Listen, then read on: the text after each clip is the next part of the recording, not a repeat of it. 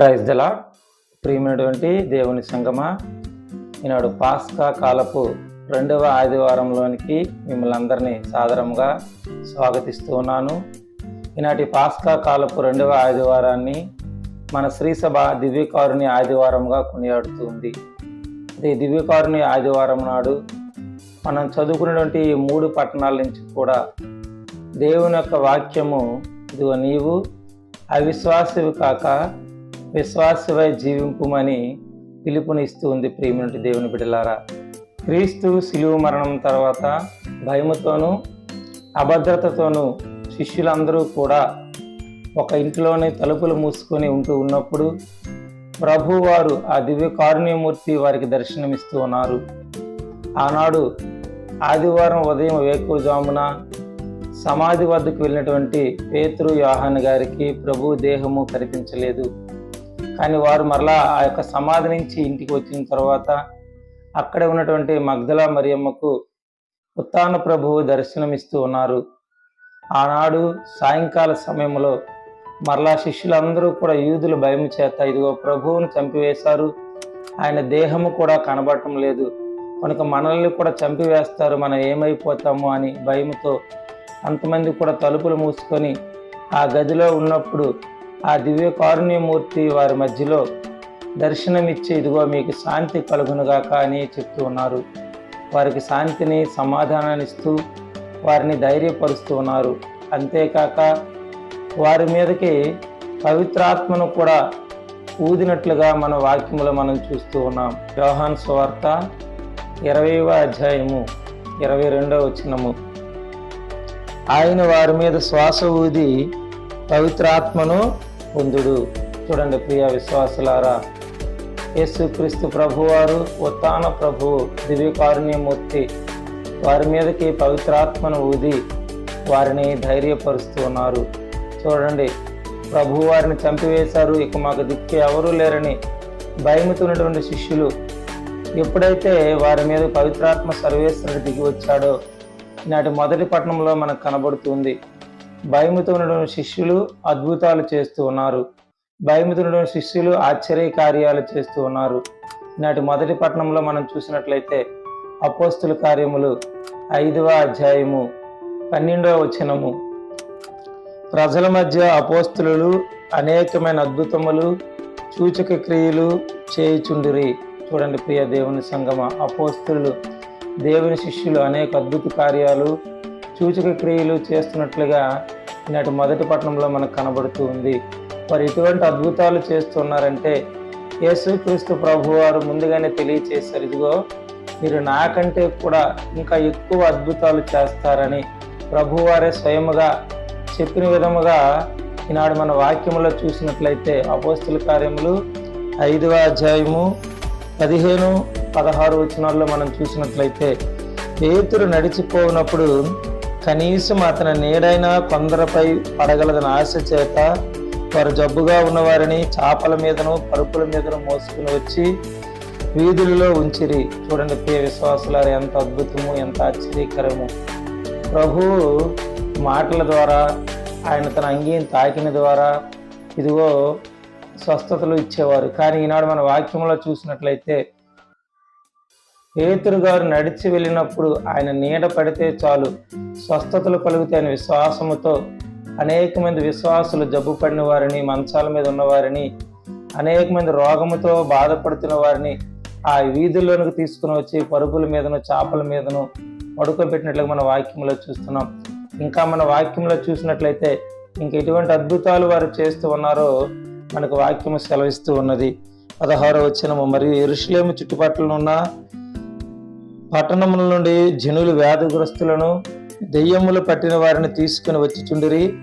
అటులు తీసుకొని రాబడిన వారందరూ కూడా స్వస్థతలు పొందిరి. చూడండి ప్రియ దేవుని సంగమ, వ్యాధిగ్రస్తులు, అపవిత్రాత్మలు పట్టిన వారు, దెయ్యములు పట్టిన వారు, ఎటువంటి వారైనా సరే అపోస్తుల దగ్గరికి, శిష్యుల దగ్గరికి తీసుకొని వచ్చినప్పుడు అలా తీసుకుని రాబడిన వారందరూ కూడా స్వస్థతలు పొందుతున్నారని వాక్యం సెలవుస్తున్నది. దానికి స్వస్థతలు పొందడానికి కారణము వారిలో ఉండేటువంటి విశ్వాసమే. విశ్వాసమే మనకి దేనికైనా మనకి పొందుకోవడానికి కారణం. ప్రియ దేవుని సంగమ, ఈనాడు మనం అనేక పుణ్యస్థలాలకు యాత్రలకు వెళ్తూ ఉంటాం, అక్కడ స్వస్థతలు పొందుకుంటాం. ఇక్కడ అనేక మంది ఫాదర్లు, అనేక మంది కొంతమంది విశ్వాస వీరులు ప్రార్థించినప్పుడు స్వస్థతలు కలుగుతాయని మనం ఆలకించినప్పుడు వారి దగ్గరికి వెళ్తూ ఉంటాం. కానీ దానికి అన్నిటికీ కారణం ఏంటంటే మనలో ఉండే విశ్వాసమే. ఆ స్వస్థతలు పొందుకున్న తర్వాత మనలో విశ్వాసము కోల్పోయింది అనుకోండి, ఇంకొను మనం మరింత అధికమైన నష్టాన్ని కొని తెచ్చుకుంటాం. ప్రియమైన దేవుని సంగమా, మనకు విశ్వాసం ఉంటేనే మనం ఏదైనా సాధించగలం. అందుకే ఈనాడు ప్రభువు వారు ఏమంటున్నారు? అవిశ్వాసివి కాక విశ్వాసవై జీవించమని మనకి ఈనాడు ఈ దివ్య కారుని ఆదివారం నాడు మనకి పిలుపునిస్తూ ఉన్నారు. ప్రియమైన దేవుని బిడ్డలారా, ఇంకను ఈనాటి 2వ పట్టణంలో మనం చూసినట్లయితే దర్శన గ్రంథము 1వ అధ్యాయము 17-18 వచనాల్లో మనం చూసినట్లయితే ప్రభువారు చెప్తూ ఉన్నారు. 18వ వచనము, భయపడకము, ఆదియును అంతమును నేనే, సజీవుడను నేనే, నేను మరణించితిని కానీ చూడుము, నేను సదా జీవించి ఇందును, మృత్యు యొక్కయు పాతాళ లోకము యొక్కయు తాళపు చెవులు నా ఆధీనములో ఉన్నవి. చూడండి ప్రియ విశ్వాసులారా, యేసుక్రీస్తు ప్రభువారు స్పష్టముగా మనకు తెలియజేస్తూ ఉన్నారు. యోహాను గారి ద్వారా మనతో మాట్లాడుతున్న, మీరు భయపడకండి, మీ జీవితంలో ఏమి జరిగినా మీరు భయపడకండి, నన్ను విశ్వసించండి, ఎందుకంటే ఆదియును అంత్యమును నేనే. ఇదిగో మృత్యు యొక్కయు పాతాళ లోకం యొక్కయు తాళపు చెవులు నా దగ్గర ఉన్నాయి. అంటే ఒకరిని మరణించాలన్నా, ఒకరిని మరణం నుంచి రక్షించాలన్నా అది క్రీస్తు ఆధీనంలోనే ఉన్నది.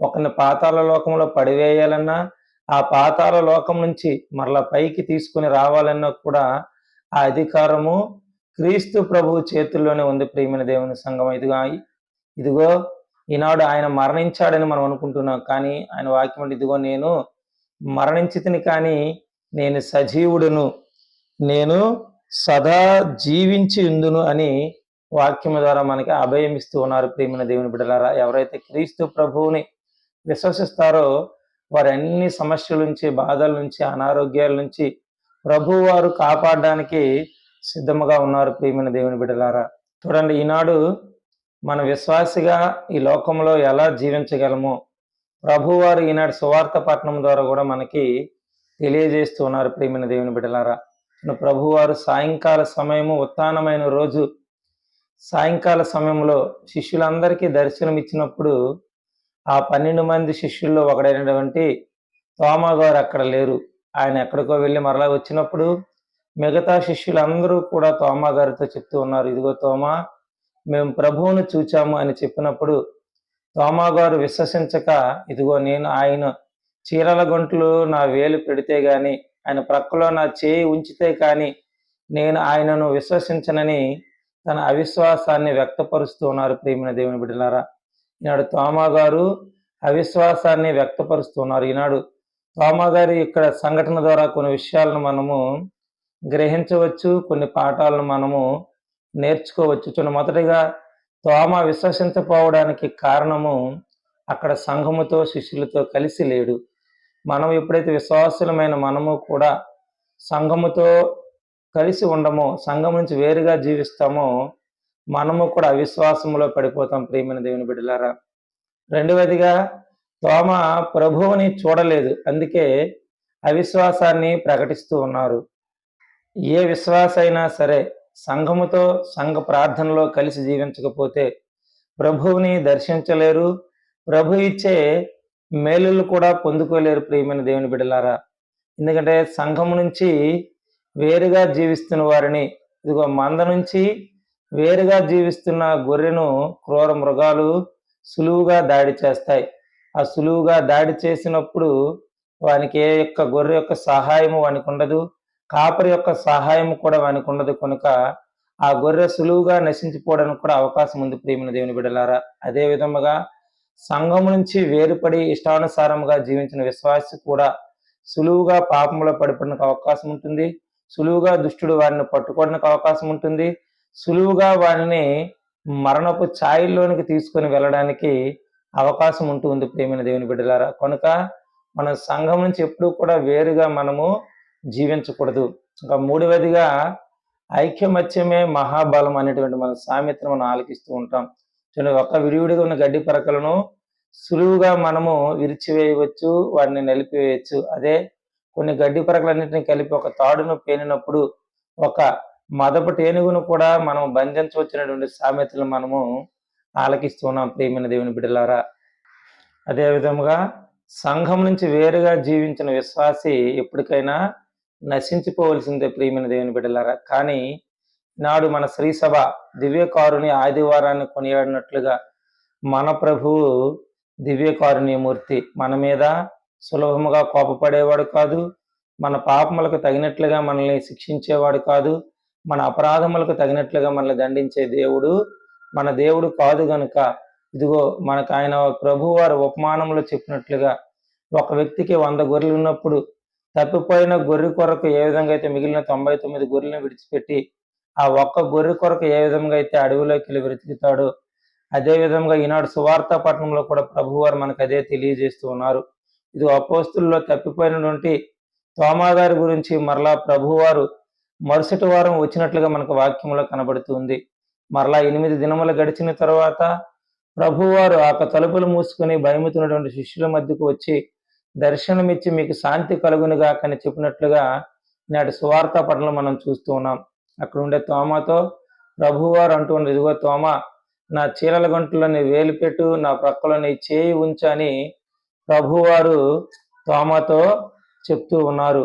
అప్పుడు తోమా నా దేవా నా ప్రభువా అని చెప్పి ప్రభువుని విశ్వసిస్తూ ఉన్నాడు. అప్పుడు ప్రభువారు ఏమంటారు, ఇదిగో తోమా, నీవు నన్ను చూసి విశ్వసించావు, కానీ చూడక విశ్వసించిన వారు ధన్యులు అని చెప్తూ ఉన్నారు. అవును ప్రియమైన దేవుని బిడ్డలు, ఈనాడు మన అంతమంది కూడా ధన్యులము. ఎవరైతే ప్రభువుని విశ్వసిస్తూ ఉన్నారో వారి బాధల్లో, సమస్యల్లో, ఇక్కట్లో, కష్టాల్లో ప్రతి దాంట్లో కూడా విశ్వాసం కోల్పోకుండా ప్రభువు మీద ఆధారపడిన ప్రతి క్రైస్తవ విశ్వాసిని కూడా ఈనాడు ప్రభువారు ధన్యులు అని సంబోధిస్తూ ఉన్నారు. అందుకే నాడు దివ్యకారుని ఆదివారాన్ని కొనియాడుతున్న మనము మనలో భయం ఉన్నన్నాళ్ళు, మనలో అవిశ్వాసం ఉన్నన్నాళ్ళు, మనలో ఇదిగో దేవుని యందు నమ్మకం లేని అన్నాళ్ళు కూడా మనము కూడా శిష్యుల వలె తలుపులు మూసుకొని ప్రతి దానికి చూసి భయపడిపోతూ ఉంటాం ప్రియమైన దేవుని బిడ్డలారా. కానీ మనము విశ్వాసులమై జీవించినప్పుడు ఇదిగో మన జీవితంలో కూడా అనేక అద్భుతాలు జరుగుతాయి. మనము కూడా క్రీస్తు పేరిట అనేక ఆశ్చర్య కార్యాలు చేయగలుగుతాము. ఇదిగో ధన్యకరమైన జీవితం మనము జీవించగలుగుతాము. అటువంటి గొప్ప భాగ్యాన్ని దేవుడు మనకివ్వాలని మనం ప్రార్థన చేసుకుందాం. దేవుడి కొద్ది మాటలు దీవించిన గాక. ఆమేన్. ప్రార్థన చేద్దాం. విశ్వాసం ఉన్నవారు కళ్ళు మూసుకొని ఈ ప్రార్థనలో ఏకీభవించండి. ప్రార్థన. పరిశుద్ధుడ, మహోన్నతుడ, మహాగణుడ, మహాస్తుతికి పాత్రుడ, నీకే వందనాలు, స్తోత్రాలు తండ్రి. కరుణామయుడ, దయామయుడ, నీకే వందనాలు. ఆరాధనీయుడ, నీకే స్తోత్రాలు. ప్రేమపురుడ, ప్రేమనిధి, నీకే వందనాలు. ఇదిగో ఈనాడు దివ్యకారుని ఆదివారాన్ని కొనియాడుతున్న మేము విన్న ఈ కొద్ది మాటలు మా హృదయంలో నీరు పెట్టి ఫలింప చేయండి. నీ దివ్యకారుని మీద ఆశ పెట్టుకొని నీ యందు విశ్వాసము కలిగి అవిశ్వాసులు కాక విశ్వాసులై జీవించడానికి నీ కృప చూపించండి. ఇంకొన్ని ఎంతమంది అవిశ్వాసంలో ఉన్నారో వారందరితో నువ్వు మాట్లాడండి తండ్రి. ఇది నీ ఎడల విశ్వాసం ఉంచిన వారి జీవితాలు అద్భుతాలు చూస్తారు. వారు కూడా వారి జీవితంలో అనేక ఆశ్చర్య కార్యాలు సూచక్రియలు చేసేవారిగా ఉంటారని ఈనాడు నీ శిష్యుల జీవితంలో జరిగిన సంఘటనల ద్వారా నువ్వు మాతో మాట్లాడుతున్నావు తండ్రి. మేము కూడా మా జీవితాల్లో అద్భుత కార్యాలు చూసేవారుగా, ఆశ్చర్య కార్యాలు చేసేవారుగా మమ్మల్ని ఫలింప చేయమని, ఈ వాక్యాన్ని ఆలకించిన ప్రతి బిడ్డను నువ్వు దీవించమని, నీ చిత్తమైతే యూట్యూబ్ పరిచర్యను అనేక రీతిలుగా నీవే ఫలింప చేయమని, మహిమ, ఘనత, ప్రభావాలు నీవే పొందుకోమని యేసు పరిశుద్ధ నామములో అడుగుతున్నాము తండ్రి. ఆమెన్. ప్రియ దేవుని సంగమా, విశ్వాసులారా, ఈ పరిచర్య మీకు దీవెనకరంగా ఉన్నట్లయితే ఈ ఛానల్ను మీరు మొదటిసారి వీక్షిస్తున్నట్లయితే దీన్ని సబ్స్క్రైబ్ చేసుకోనండి, లైక్ చేయండి, కామెంట్ చేయండి. అనేక మందికి చేరవేసి ఈ వాక్య పరిచర్యలో మీరు కూడా పాలుభాగస్తులు కావాలని ప్రభు పేరట మీకు మనవి చేస్తూ ఉన్నాను. సర్వశక్తి గల పిత, పుత్ర, పరిశుద్ధాత్మ సర్వేశ్వరుడు ఇప్పుడు ఎల్లప్పుడూ సదాకాలం మనలందరినీ దీవించి కాచి కాపాడుదురుగాక. ఆమెన్.